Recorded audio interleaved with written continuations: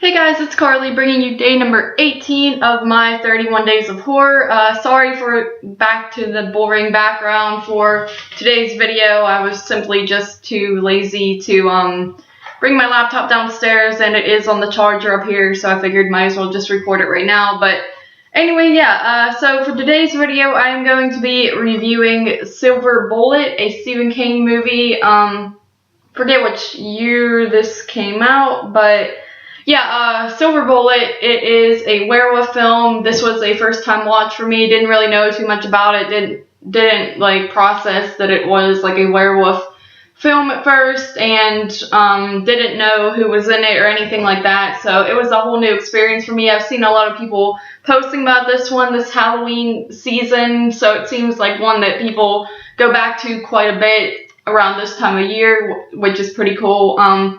But yeah, anyway, this movie is basically just about there is a killer in this small town. They don't know who it is or what it is, but people keep going missing at night, or they turn up like just torn to pieces and things like that when they're left alone. And it centers around a young boy who is paralyzed from the waist down. He goes around in a wheelchair. He is one of the main characters, and then also his sister and his uncle, who is kind of like the alcoholic, like stereotypical fun uncle who the kids love, but the family members just like kind of shake their heads, roll their eyes at, because they know he's actually kind of a bad, crappy person, but the kids love him, so it's hard to really balance that out well. So yeah, that's basically the story. I mean, they're basically being terrorized by this mysterious killer, and they're trying to figure out who's doing it and how to stop it. And then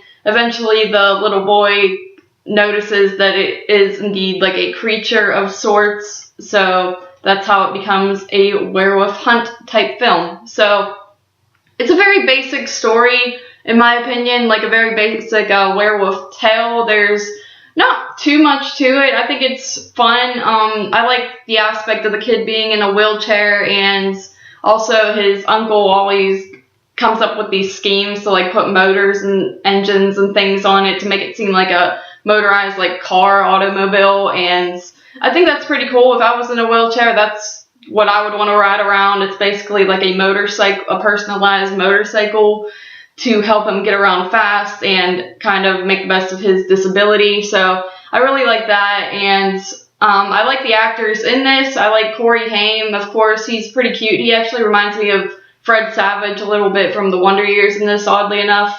And Gary Busey, I haven't really seen too much stuff that he's actually been in. Of course, everyone knows who that is. He's that crazy guy, but this was like the first film that I think I've ever actually paid attention to his acting, and I think he does a pretty good job in this. He's very believable as that alcoholic, like uncle type, despicable character, kind of like a child at heart type deal. So I really enjoyed him, and then I like kind of how the big sister is narrating it. It's kind of depressing almost, like she sounds very old. It reminds me of like Flowers in the Attic, kind of how that in that movie you hear the sister kind of narrating like what happened in the past and stuff like that. Something about that just kind of depresses me, but it gives this movie kind of character, so really like that. And yeah, as far as the werewolf goes, it's kind of cheesy looking, but that's what's to be expected. I know it's kind of hard to make a werewolf look convincing and